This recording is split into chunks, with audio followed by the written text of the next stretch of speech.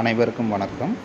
இன்னைக்கு 4ஆம் வகுப்பு ஆங்கில பயிற்சி ஏடு save for future 4th lesson அதற்கான விடைகளை பார்க்க போகிறோம்.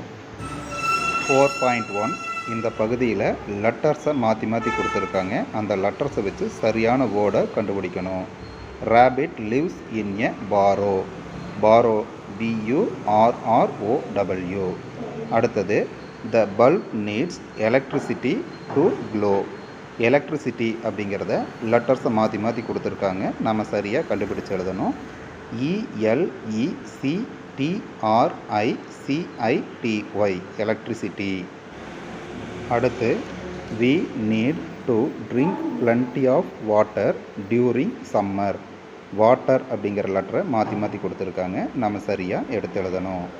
அடுத்து piggy bank is used to save money. இதில் பிக்கி பேங்க் அப்படிங்கிறதுனுடைய லெட்டரை மாற்றி கொடுத்துருக்காங்க. நம்ம சரியாக எடுத்து எழுதணும். Next one, robin digs the soil to plant a sapling. இதில் டிக்ஸ் அப்படிங்கிறனுடைய லெட்டரை மாற்றி கொடுத்துருக்காங்க. நம்ம சரியாக எடுத்து எழுதணும். DIGS digs. அடுத்தது இந்த பகுதியில் 4.2 சென்டென்ஸ் கொடுத்துருக்காங்க. கீழே பிக்சர்ஸ் கொடுத்துருக்காங்க. அந்த பிக்சருக்கு தகுந்த சென்டென்ஸை கரெக்டாக எடுத்து எழுதணும். முதல் படத்துக்கான sentence, the dog digs a pit to hide a bone. ஒரு நாய் ஒரு குழியை தோண்டி எலும்பை மறைக்கிற மாதிரி இருக்குது. அடுத்த படத்துக்கான sentence, Kavya collects shells from the seashore. அடுத்த படம், the rabbit hides in a burrow. அடுத்த படம், we need to save electricity. அடுத்த படம், Arun always drinks plenty of water. அடுத்தது 4.3 match the underlined word with its meaning அப்படின்னு கொடுத்துருக்காங்க. அப்படின்னா அண்டர்லைன் பண்ண வார்த்தைகளை அதோட மீனிங்கோட பொறுத்துங்க அப்படின்னு சொல்லியிருக்காங்க. பாரோஸ். பாரோஸ் அப்படின்னா குழி அப்படின்னு அர்த்தம். Small holes. கேதர். கேதர் அப்படின்னா சேகரித்தல் அப்படின்னு அர்த்தம். அதோட மீனிங் கலெக்ட். காலனி. காலனி அப்படின்னா கூட்டம் அப்படின்னு அர்த்தம். அதோட மீனிங் குரூப். ட்ராப்டு. ட்ராப்டு அப்படின்னா மாட்டிக்கொள்ளுதல் அப்படின்னு அர்த்தம். அதோட மீனிங் ஸ்டக்கு.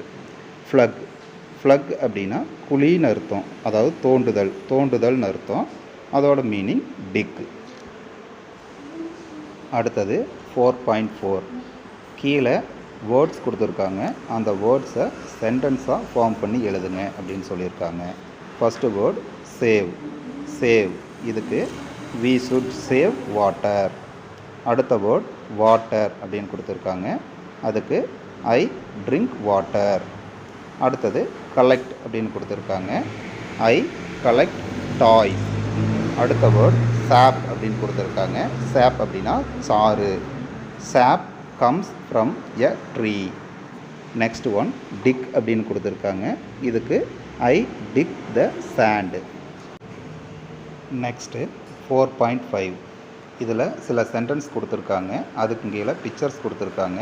அந்த பிக்சருக்குரிய சென்டென்ஸை கரெக்டாக எடுத்து எழுதுங்க அப்படின்னு சொல்லியிருக்காங்க. இந்த படத்தில் ஒரு எறும்பு இலையை தூக்கிட்டு போகிற மாதிரி இருக்குது. இதுக்கான sentence, this is an ant. It carries a leaf.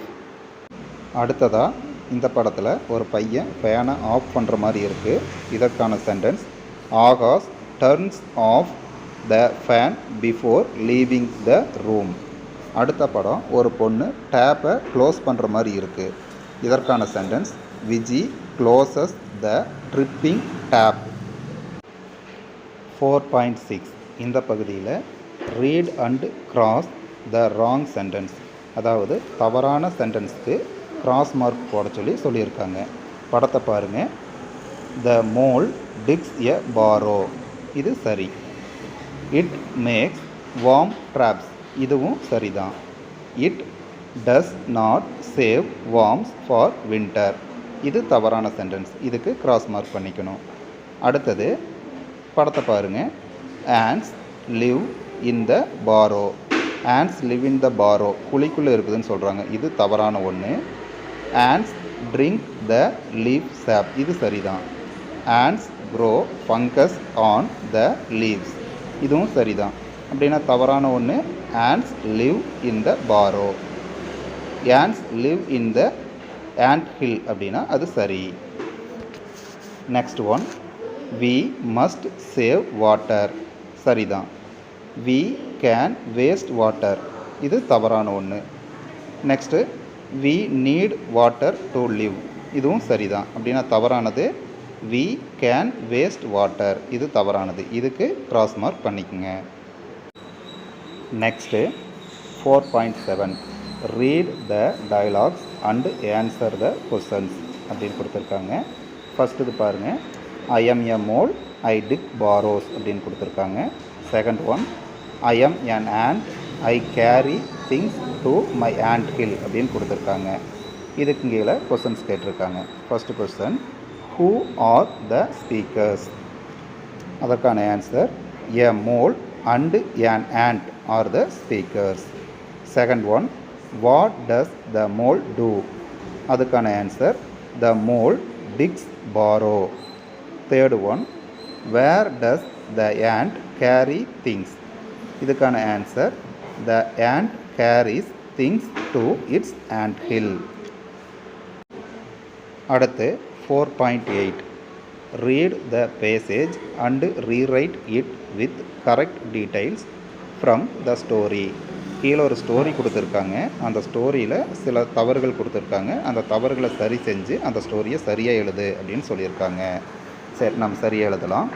Amir sees an ant and a mole. The ant carries a leaf. The mole digs a burrow. Ants collect leaves. The leaves weigh 10 times of its own weight. Ants drink leaf sap. They grow fungus on the leaves. Amir's mother asks him to save water. Next one, 4.9, choose the correct opposite word and rewrite the sentence. கரெக்டான opposite வேர்டை choose பண்ணி அந்த சென்டென்ஸை சரியாக எழுதுங்க அப்படின்னு சொல்லியிருக்காங்க. First one, Roshan played with small marbles. Small அப்படிங்கிறதுக்கு ஆப்போசிட் என்ன அப்படின்னாக்க பிக். அப்படின்னா அந்த sentence Roshan played with big marbles அப்படின்னு எழுதலாம். Second one, Mala's clothes were wet அப்படின்னு கொடுத்துருக்காங்க. வெட் அப்படின்னாக்க அதோட ஆப்போசிட் ட்ரை. இந்த சென்டென்ஸை மாலாஸ் க்ளோத்ஸ் வேர் ட்ரை அப்படின்னு எழுதலாம். Next one, the tea is very hot அப்படின்னு கொடுத்துருக்காங்க. ஹாட் இதோட ஆப்போசிட் கோல்டு. அப்படின்னா இந்த சென்டென்ஸை the tea is very cold அப்படின்னு எழுதலாம். Next one, Satish keeps the room clean. Clean அப்படிங்கிறதுக்கு ஆப்போசிட் டர்ட்டி. இந்த சென்டென்ஸை Satish keeps the room dirty அப்படின்னு எழுதலாம். Next 4.10, choose the correct word and complete the sentence. சரியான வார்த்தையை தேர்ந்தெடுத்து இந்த சென்டென்ஸை கம்ப்ளீட் பண்ணுங்கன்னு சொல்லியிருக்காங்க. The trunk of a tree is thick but the branches are thin. Next one, the strong wind shook the weak trees. Next one, the elephant has big ears and small eyes. Next 4.11, rewrite the sentences by changing the underlined words. Underline பண்ண வேர்ட்ஸை change பண்ணி மறுபடியும் இந்த சென்டென்ஸை இந்த படத்துக்கு தகுந்த மாதிரி சரியாக எழுதுங்க அப்படின்னு சொல்லியிருக்காங்க. ஃபர்ஸ்ட் ஒன் பாருங்கள், அந்த பொண்ணு சந்தோஷமாக இருக்கா. The girl is happy. இந்த பையனை பாருங்கள், சோகமாக இருக்கான். அப்போ இது எப்படி மாற்றலாம்? The boy is sad. Next one, அந்த பூனை பாருங்கள் குண்டாக இருக்குது. இது எப்படி சொல்லியிருக்காங்க? The cat is fat. ஆனால் இந்த நாயை பாருங்கள் ரொம்ப ஒல்லியாக இருக்குது. அப்போ இது எப்படி எழுதலாம்? The dog is thin. Next one, அந்த படத்தை பாருங்கள் கதவு பூட்டி இருக்குது. அப்போது அது எப்படி எழுதலாம்? க்ளோஸ் பண்ணியிருக்கிறதுனால த டோர்ஸ் ஆர் க்ளோஸ்டு. இந்த படத்தை பாருங்கள், விண்டோஸ் ஓப்பனில் இருக்குது. அப்போ இது எப்படி எழுதலாம்? த விண்டோஸ் ஆர் ஓப்பனடு அப்படின்னு எழுதலாம். அடுத்த பகுதி 4.12. Read the passage and find the opposites of the words given below. கீழே கொடுத்துருக்கிற வேர்ட்ஸோட ஆப்போசிட் வேர்ட்ஸை மேலே கொடுத்துருக்கிற பத்தியிலிருந்து எடுத்து எழுத சொல்லியிருக்காங்க. ஃபஸ்ட்டு வேர்ட் டல், இதற்கான ஆப்போசிட் பிரைட். அன்கிளியர், இதுக்கு கிளியர். கோல்டு, இதுக்கு வார்ம். சேட், இதோட ஆப்போசிட் ஹாப்பி. க்ளோஸ், இதோட ஆப்போசிட் ஓப்பன். ஃபேர், இதோட ஆப்போசிட் நியர். சைலண்ட், இதோட ஆப்போசிட் நாய்ஸி. வீக், இதோட ஆப்போசிட் ஸ்ட்ராங். பிக், இதோட ஆப்போசிட் ஸ்மால். சாஃப்ட், இதோட ஆப்போசிட் வேர்டு ஹார்டு. பிட்டர், இதோட ஆப்போசிட் வேர்டு ஸ்வீட். டர்ட்டி, இதோட ஆப்போசிட் க்ளீன். அடுத்ததாக லிசன் அண்ட் ரைட் அப்படின்னு கொடுத்துருக்காங்க. சொல்ல கேட்டு எழுதுதல். இந்த பகுதியில் ஆப்போசிட் வேர்ட்ஸ் வர மாதிரி நாம் சென்டென்ஸை உருவாக்கி கொடுத்துருக்கோம். The cat is big but the mouse is small. Next one, I feel happy but my friend feels sad. Next one, the sun is bright but the night is dark. Next one, she is fast but the turtle is slow. Next one, he wants to help not hurt anyone. Next, இந்த பகுதியில் read and write. Read the story A Lesson to Save on page number 47. Identify the answers for the questions. Who digs the burrow? What does it do? Form the story and write about the characters here அப்படின்னு கொடுத்துருக்காங்க. இதுக்கான answer, a mole digs the burrow. It set traps to catch earthworms. A mole and a ant save their food for future. Amir saves water, food, electricity, forest and fuel. Moral, we should save for future. Next my journal. இந்த பகுதியில் how do you save water, electricity and money? Write it in a few sentences அப்படின்னு கேட்டிருக்காங்க. அதுக்கு பதில், I save water by turning off the tap when not in use.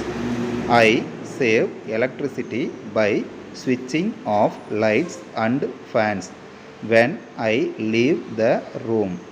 I save money by using water and electricity carefully. குழந்தைகளே, இதோட இந்த lesson முடிஞ்சது. மீண்டும் அடுத்த லெசனில் சந்திக்கலாம்.